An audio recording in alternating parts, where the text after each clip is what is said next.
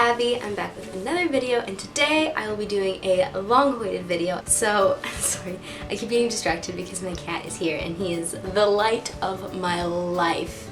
He is so perfect. He is the most perfect animal in the entire world. You are so sweet. You are so sweet. Can this video just be about him? I could talk about him forever. He is the sweetest. Oh. Okay, ouch. Claws, hello. Anyways, what was I good? I am all over the place and I have cat hair all over me. Today I will be doing my updated poetry collection. I did a poetry favorites before, but this is all of the poetry books I own. I'm gonna have to go pretty fast because I have a lot. But if you want a more specific video on like my absolute favorites out of this collection, I can do that later. But I just want to show you guys everything that I've purchased and how I kind of came across these things, because I've gotten a lot of questions about how to find good poetry that's more contemporary and that kind of thing. So let's get into that. Isn't really in a particular order. I'm kind of doing it in like the ones that I purchased first and the ones that I purchased most recently, but mostly it's not in any order of like favorites or anything like that. So the first couple books I want to talk about are ones that I mentioned in my other video, and I just wanted to reiterate that because I've gained a lot more viewers. Just thought that I would share that. The first book I have is Langley's Love and Misadventure. She has written several other books that I don't own, and I've had this one for a very long time, and I really enjoyed it when I first got it because I've got all these little sticky notes. I have the hiccups. So I really enjoyed this book. Lots of really cute shorter poems. A lot of them rhyme, and I really like that about them. There's just some really fun ones in here. It's not my absolute favorite, but it is a good one. I suggest it if you are kind of starting out with contemporary poetry and just like kind of want a good general idea of like what it kind of sounds like. The next one is kind of associated with Langley. It is Michael Fawcett. This is her boyfriend or fiance, husband, something like that. They've been dating for a while. He also has a new book out, which I haven't picked up. I marked a couple in here. He's not my absolute favorite because this just has some like erotica stuff in it and it's kind of absurd, but he also kind of does the shorter little poems, and then he's got some longer prose. So yeah, this is an enjoyable one too. There's definitely some good ones. I recommend it. If you're a little young, don't recommend it just because there is some explicit stuff in here. So these next two are by the same author. I Wrote This For You and I Wrote This For Only You by Please Find This. And I love these. These will always remain some of my favorites. They are really beautiful. They are really beautiful, more prose line type of poetry. They are paired with photographs in both books.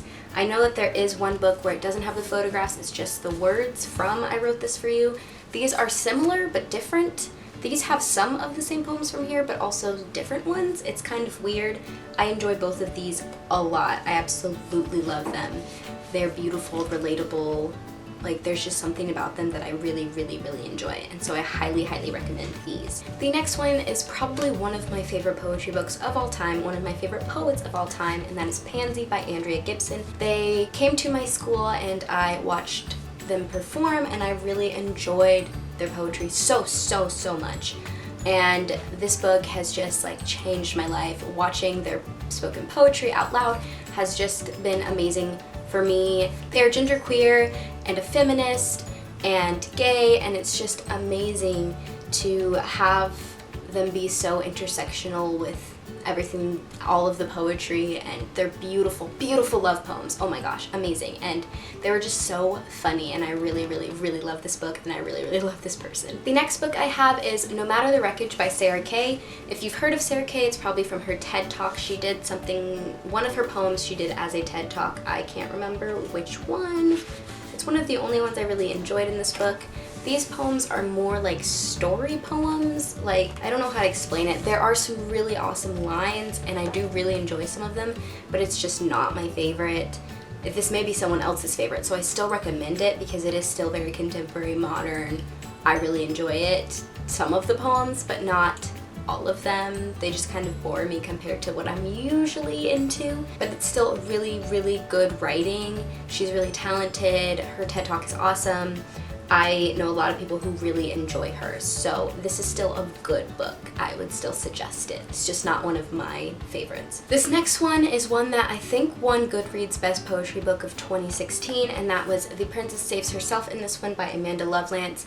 I really didn't like this book. I did not like this at all, and I feel bad because it won the best poetry book, and I just don't know why, because I did not enjoy any of the poems. They felt lazy and like something that I would just could have gotten like a Tumblr post. They were just bad. I just really don't like this book. And if you like this book, please explain to me why, because there's nothing appealing to me about this. I tried so hard. I read through them. I was like, maybe there's some good ones in here. I read the whole thing and I did not like a single poem in here. Not a single one. I just really didn't like this and I really feel bad. And I usually don't talk about not liking books that much just because I feel bad. Like somebody wrote this, someone spent a lot of time writing this, and a lot of people enjoyed this, but I just thought it was something that I could have written, something that I've heard, very cliche, just like cliche Tumblr post. Like, it was not good to me. Sorry if you like this book, it was just not for me at all. But yeah, I own it, so it's part of my collection. The next one I have is one that I had from a class a couple years ago. It was like Intro to Poetry, and that is Touch, Poems by Henry Cole. I haven't read this in a long time, but I did like it. It is a little more traditional, a little less entertaining, but it was still really good, talented poems. I honestly cannot remember anything about this, but I own it, so yeah. The next one I have is Clementine von Radek's Mouthful of Forevers. This was awesome. I really loved this. It was true and raw, and it was pretty much just about the life of a 20-something-year-old woman, and I found it really genuine and really believable and beautiful, and I really enjoyed this one. It's not my top favorite. There are some really great poems in here, and I highly suggest looking her up. She's got some really awesome stuff. There's something in here that's been like all over the internet, but I can't remember what it is. But this is a really good one too. The next two poetry books are from the same author, and that is R.H. Sin. I have Whiskey, Words, and a Shovel, the second one. I don't have the first one. I can never seem to come across it. And I liked a lot of the ones in here. Very good. Some of them came off a little cliche, but a lot of them are also really good. And I recently got their new book, and also really good. I think I enjoyed this one slightly better than this one, but they are both very good. I also highly suggest these. This next book is Citizen by Claudia Rankine. I had to read this for a class. This is a really amazing book of prose poetry, and it is focused on a lot of social justice issues. There's the black hoodie on the front, so it talks a lot about race and being black, and it was honestly like really eye-opening for me. I thought it was really hard-hitting, an awesome book. It's won the National Book Award, or was a National Book Award finalist, didn't win it. But I thought this was really great. It was really awesome getting to read this in a class. I feel like this isn't something that I've heard many people have read in class, so I really, really loved this one. I think if you're interested in social justice issues, kind of opening up that whole thing, then this is a really great read for you. These two books are also from the same author, and that is Alexandra L. I found her on Instagram. Her family is the cutest little family I've ever seen. Her Instagram posts are beautifully written. I highly suggest finding her on Instagram. Her handle is at AlexL, like her name, but Alex, L-E-L-L-E. So beautiful, just beautifully written, and I can't get over how you can make an Instagram post sound so beautiful.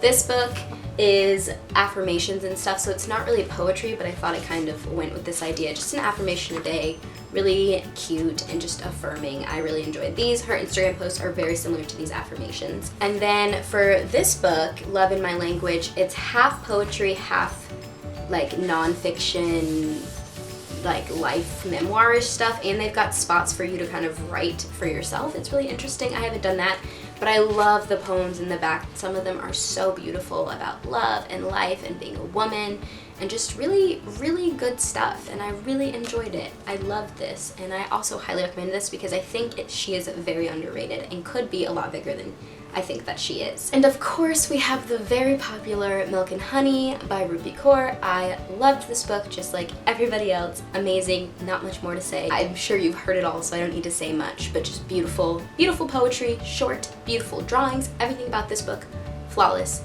absolutely flawless. Amazing book.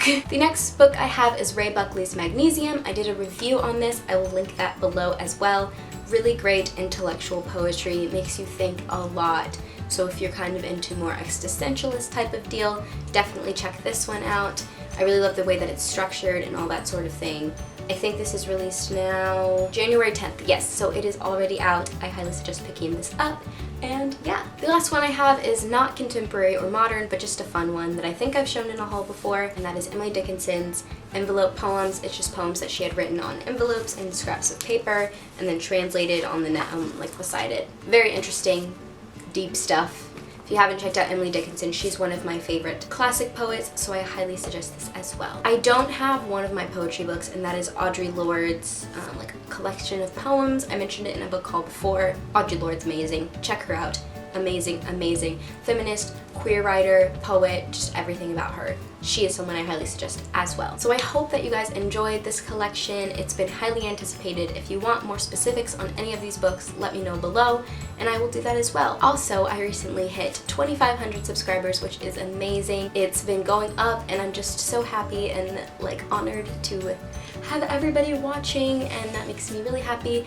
So I haven't done a Q&A in a while, so if you have any questions about my life, about books, about reading, writing, my cat, anything like that, oh my gosh, this is the funniest thing. My cat is looking at the viewfinder of the camera watching me.